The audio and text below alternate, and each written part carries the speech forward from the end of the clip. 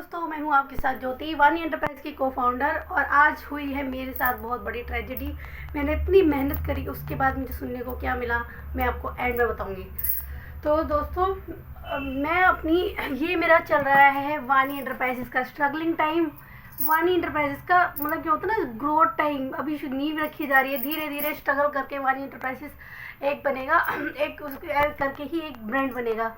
तो इसका बहुत ही अभी स्ट्रगलिंग टाइम चल रहा है। क्या कहते हैं शुरू से अभी क्या कहेंगे उसे, स्ट्रगलिंग टाइम मतलब ग्रोथ टाइम। अभी इसकी शुरुआत हो रही है, वानी एंटरप्राइज की नींव रखी जा रही है। और नींव रखते हुए इसमें देखा जा रहा है कि क्या क्या हम इसमें कर सकते हैं, क्या चला सकते हैं। रोज़ नई चीज़ें ट्राई करी जा रही हैं, तो ये सब चीज़ें चल रही हैं। और देखो, फाउंडर तो मैं हूँ भले ही, लेकिन मेरी ये चाबी मेरे हस्बैंड के हाथ में है।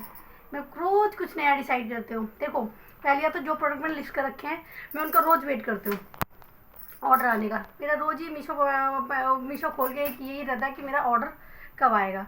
रोज़ मैं ऑर्डर आने का वेट कर रही हूँ, ठीक है। 18 दिन आज मेरा 18वां दिन है, अभी तक मेरे को कोई ऑर्डर नहीं आया है। विदाउट जीएसटी मेरा अकाउंट। मैंने अपने हस्बैंड से बोला, मैंने कहा मेरे को जीएसटी दिलवा दो। तो मेरे को बोलते हैं तुम करती तो कुछ हो नहीं हो, खाली बोलती हो, जीएसटी नहीं मिलेगी अभी। मैं कहा अभी दिलवा दो ना, मैं बता रही हूँ, ऐसे करके हो जाएगा। उसमें ऑर्डर ज़्यादा आते हैं और एड्स की भी ज़रूरत नहीं पड़ती है। तो उन्होंने बोला जब तक अब पहले वो काम चलता हो देखने तो तभी जीएसटी दिलवाऊंगा, इतनी कोई ज़रूरत है, 1 करोड़ लोग दिल्ली में हैं, करके दिखाओ। मैं कहा स्वामी प्लीज़ दिलवा दो यार। तो कह रहे जीएसटी। मैं अच्छा कब दिलवाओगे? 100 ऑर्डर पर डे जब तुम्हें आने लग जाएंगे, पर डे नहीं, 100 ऑर्डर मंथली जब तुम्हें आने लग जाएंगे, तुम्हें जीएसटी दिलवा दूँगा। मैं कहा स्वामी ये तो आपने वही वाली बात कर दी, जिस दिन सारे सिग्नल ग्रीन होंगे बाहर उस दिन मैं गाड़ी निकालूंगा। कह रहे नहीं वो वाली बात नहीं है, तुम समझती नहीं हो। ये कह के मेरे को चुप करा दिया। और मैंने इतनी मेहनत करके 2 दिन सब कुछ तैयार करके, कल ही मुझे 1 महीने का टाइम दिया था और आज ही सारा ख़त्म कर दिया। मैंने बोला मैं सरप्राइज गिफ्ट जो प्लान कर रही थी उस पर काम कर रही थी, और मेरा पर्सनल इंटरेस्ट भी उस पर बहुत है। मैंने प्रोडक्ट भी डिसाइड कर लिया था मुझे कौन से रखने हैं, क्या चीज़ कैसे करनी है, सब डिसाइड कर लिया था। और आगे भी जो भी होता करने के लिए मैं सब करती, मेरा पर्सनल इंटरेस्ट था। लेकिन एट द एंड क्या हुआ, स्वामी ने बोला नहीं, ऐसी चीज़ें लिस्ट करो जिसमें कलर की दिक्कत ना हो, तुम्हें कलर की दिक्कत ना हो। मेन चीज़ ना सरप्राइजिंग गिफ्ट जो प्लान कर रही थी उसमें ये दिक्कत आ रही थी कि गिफ्ट को जो पैक करके भेजना है ना, तो जिस तरीके से मैंने उसकी प्रेजेंटेशन तैयार करी है, पैक करके तैयार करा, बहुत वाव लग रहा है, तो वहाँ जाते हुए वाव लगना चाहिए। लेकिन रास्ते में तो हिल डुल के जाता तो ख़राब होने का भी रिस्क था मेन ये, और फिर मल्टी कलर की सारी चीज़ें का रिस्क आ रहा था। तो इसलिए उन्होंने मना कर दिया, क्या तुम भी देखो, तुम्हें घर भी संभालना है, इसको भी, वानी को भी संभालना है, तो तुम करो, तुमसे हो नहीं पाएगा बस। फिर तुम वानी को और घर को नहीं संभाल पाओगे, एक ही चीज़ में फोकस कर पाओगी। अच्छा, फिर उसके बाद तुम्हें चिड़चिड़ा बनाएगा। बात तो ठीक है।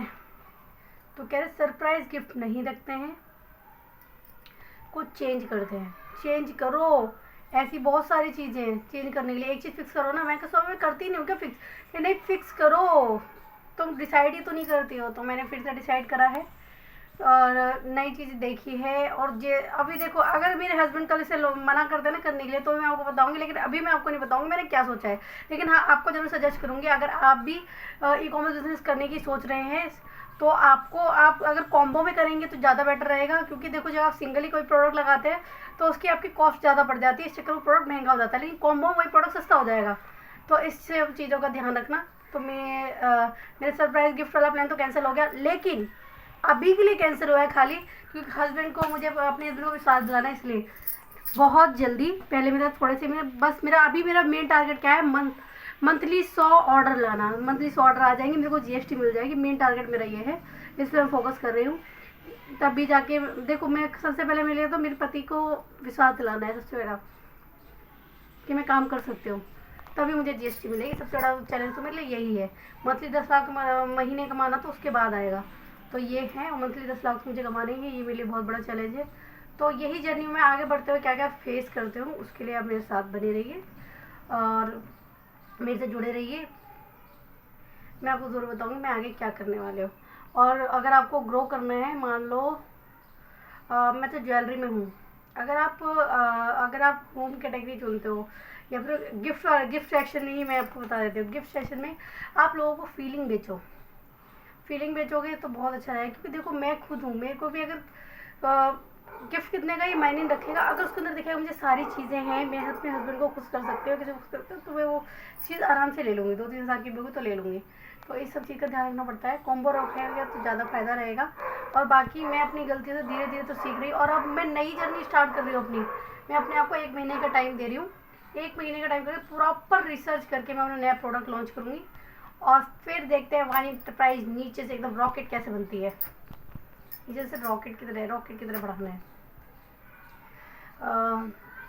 यही मेन चीज़, दिक्कत यही हो रही है कि कुछ जो भी मैं सोचती हूँ कैंसिल हो जाता है।